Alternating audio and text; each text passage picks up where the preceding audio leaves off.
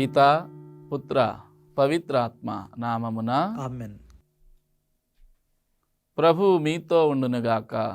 మీ ఆత్మతో ఉండునుగాక. పునీత యోహాను గారు రాసిన పవిత్ర సువిశేషంలోని భాగము. ప్రభువా మీకు మహిమ కలుగునుగాక. 12వ అధ్యాయము 24వ వచనం నుండి 26వ వచనం వరకు. నేను మీతో నిశ్చయముగా చెప్పునదేమనా, గోధుమ గింజ భూమిలో పడి నశించనంత వరకు అది అట్లే ఉండును. కానీ అది నశించిన ఎడల విస్తారముగా ఫలించును. తన ప్రాణమును ప్రేమించువాడు దానిని కోల్పోవును. కానీ ఈ లోకమున తన ప్రాణమును ద్వేషించువాడు దానిని నిత్య జీవమునకై కాపాడుకొనును. నన్ను సేవింపగోరువాడు నన్ను అనుసరింపవలెను. అప్పుడు నేను ఉన్న చోటననే నా సేవకుడును ఉండును.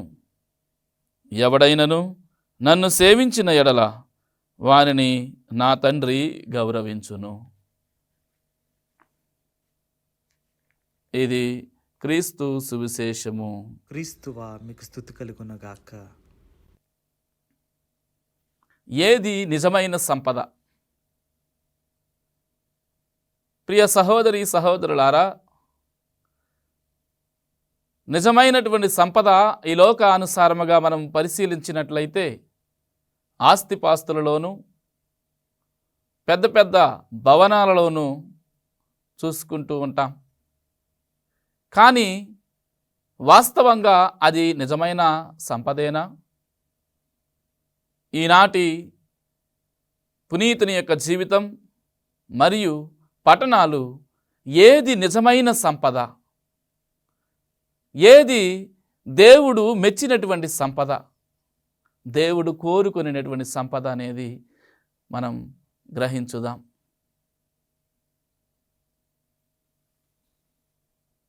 యోహాను సువార్త 12వ అధ్యాయం 24వ వచనంలో వింటూ ఉన్నాం. నేను మీతో నిశ్చయముగా చెప్పినదేమనా, గోధుమ గింజ భూమిలో పడి నశించనంత వరకు అది అట్లే ఉండును. కానీ అది నశించిన ఎడల విస్తారముగా ఫలించును. ఈ వాక్యమందు ప్రస్తావించబడినటువంటి గోధుమ గింజ క్రీస్తే.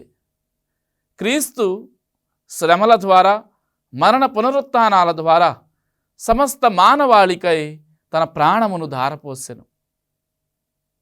ఆ క్రీస్తు యొక్క బాటలో, ఆ తన యొక్క బాటగా చేసుకొని ప్రాణమును కాపాడుకునుట కంటే క్రీస్తు కొరకు మరణించుట మేలు అని తన ప్రాణమును క్రీస్తుకి సాక్షిగా విడుచుటయే మహద్భాగ్యమని అనేక మంది విశ్వాసులను నేటికి అనేక మందికి స్ఫూర్తిదాయకంగా నిలిచి క్రీస్తు యొక్క అడుగు జాడలలో నడుపుచున్నటువంటి మహనీయుడు, ఆదిమ క్రైస్తవంలో తనకంటూ కొన్ని పేజీలను లిఖించుకున్న పునీతుడు, శ్రీసభ యొక్క నిజమైన సంపద ఇది అని చాటి చెప్పిన దాతృత్వ హృదయుడు పునీత లారెన్స్.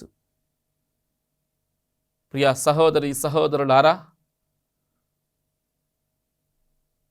పునీత లారెన్స్ యొక్క ఉత్సవమును తల్లి శ్రీసభ ఈనాడు ఘనముగా కొనియాడుతూ ఉన్నది.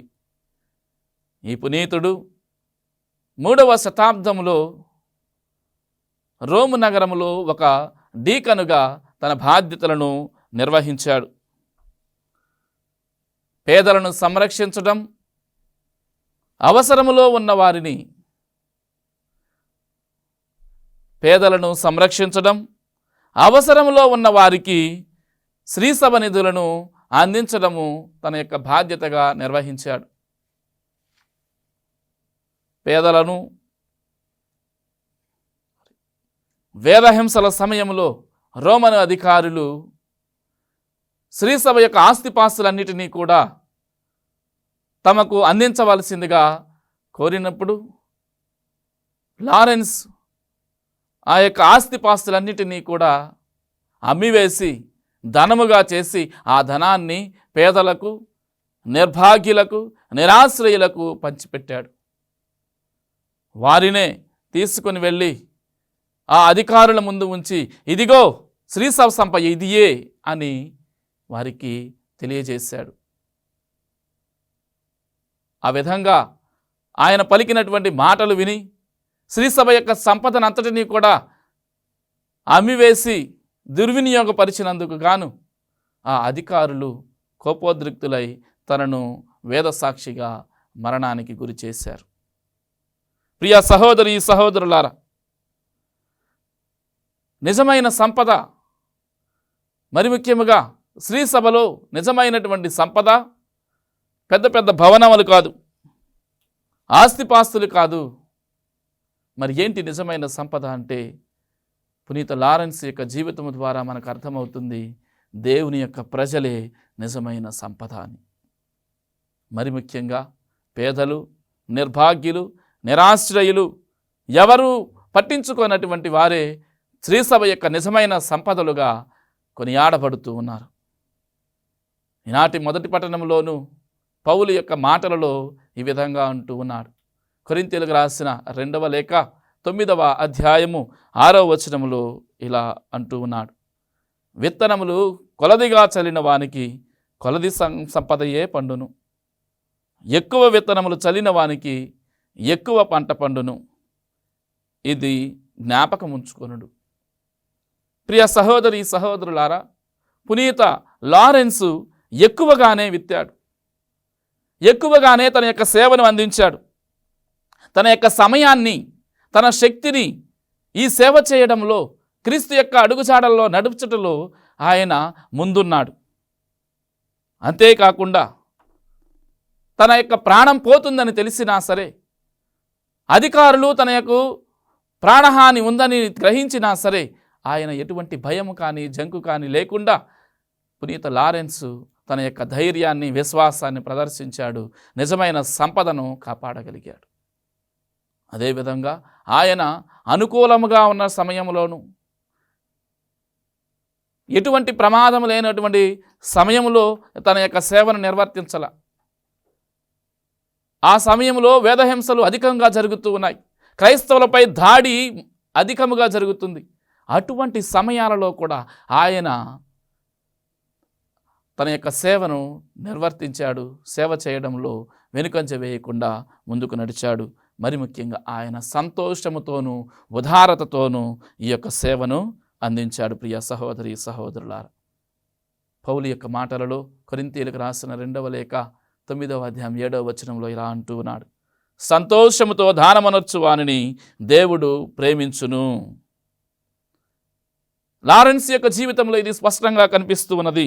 ఆయన దానిని సరిగ్గా అర్థం చేసుకున్నాడు. కాబట్టే ఈ సంపదలన్నీ కూడా నావి కాదు, నా కొరకు కాదు, ఈ సంపదలన్నీ కూడా దేవుని నుండి వచ్చినవే, దేవుడు వసగినవే, కావున దేవునికి అర్పించాలి అనేటువంటి మంచి మనస్సుతో ఆయన ఆ యొక్క సంపదలన్నింటినీ కూడా అమ్మివేసి, ఎవరైతే అవసరతలో ఉన్నారో, ఎవరికైతే అది అవసరమై ఉన్నదో వారికి పంచిపెట్టాడు. ప్రియ సహోదరి సహోదరులారా, మనం కూడా మన యొక్క జీవితంలో అనుకుంటూ ఉంటాం, దానం చేయడం అంటే, లేక ఉదారతగా దాతృత్వ హృదయంతో ఉండటం అంటే ఎక్కువ మొత్తంలో ధనాన్ని ఇవ్వడం, ఎక్కువ మొత్తంలో దానం చేయడం అని మనం అనుకుంటాం. కానీ ప్రస్తుత జీవితంలో నిజమైన దానం కేవలం ధన రూపంలోనే కాదు, ఒంటరిగా, మానసికంగా, ఆర్థికంగా, ఇంకా అనేక రూపాలలో బాధలు అందుతున్నవారు, వ్యధలతో ఉన్నటువంటి వారు, కుటుంబ సమస్యలతో, కలహాలతో రగిలిపోతున్నటువంటి వారు, ఈ విధంగా అనేక మంది ఉంటూ ఉన్నారు. వారికి మనం తోచినంత సహాయాన్ని అందించటం, ఇదిగో నేనున్నాను అని భుజం తట్టి నడిపించడం, ధైర్యాన్ని చెప్పడం, వారి భయాన్ని తొలగించేలాగా మనవంతు మనం మంచి మాటలను వారికి అందించటం, కుటుంబీకులతో సమయాన్ని గడపడం, ఏదైనా అవసరం ఉంటే ఆ అవసరతలో వారికి చేయూతను అందించటం, మరి ముఖ్యముగా మన ఎడల తప్పు చేసినటువంటి వారిని ఉదారతతో క్షమించగలగటం, నేటి కాలంలో ఉదారతగా ఉండటం, మన ఉదారతను, దాతృత్వాన్ని చాటడం, కనుక ప్రియ సహోదరి సహోదరులారా, ఈ యొక్క ఆధునిక కాలంలో మనం ఏ విధముగా మన యొక్క దాతృత్వ హృదయాన్ని చాటుతూ ఉన్నాము, నిజమైన సంపద ఏది మనం సంపాదించుకోవడానికి పరితపిస్తూ ఉన్నాము? ఆస్తిపాస్తులను కూడబెట్టుకోవడానికా? పెద్ద పెద్ద భవనాలు భవంతులు నిర్మించుకోవడానికా? ఈనాటి పునీతులు మరియు పట్టణాలు తెలియజేసినట్లుగా మనము ఎల్లప్పుడూ కూడా ఫలించేటువంటి గోధుమ గింజ వలె ఎల్లప్పుడూ ఉండటానికి ప్రయత్నించుతాం.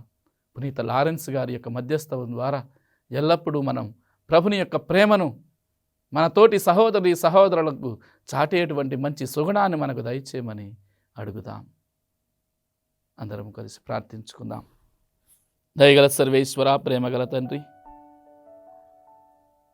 పునీత లారెన్స్ యొక్క జీవితం ద్వారా మేమంతా ఉదారతతోనూ దాతృత్వ హృదయంతోనూ జీవించాలని నేర్పించాం. ఈ సత్యాన్ని మా జీవితంలో మేము ఎల్లప్పుడూ కూడా గ్రహించి నిజమైన సంపద ఆస్తిపాస్తులు కాదు, పెద్ద పెద్ద భవనాలు భవంతులు కాదు, క్రీస్తే నిజమైన సంపద అని, అవసరతలో ఉన్న వారిని ఆదుకునటమే నిజమైన సంపద అని మేము గుర్తించి తగు విధముగా జీవించులాగన మమ్మందరినీ కూడా నడిపించమని మా ప్రభువైన క్రీస్తు ద్వారా మనవి చేయుచున్నాము. ఆమేన్. ప్రభువు మీతోనుగాక, మీ ఆత్మతో ఉండునుగాక. సర్వశక్తిగల సర్వేశ్వరుడు పిత, పుత్ర, పవిత్ర ఆత్మ మేము దీవించి సదా కాపాడునుగాక. ఆమేన్. గుణదల మాత మా ఆశ్రయం, కరుణామయీ నీవే మా జీవనం, విజయవాడ వెలుగై నిలిచినవే మరియమ్మ, నీవే మా ధైర్యం.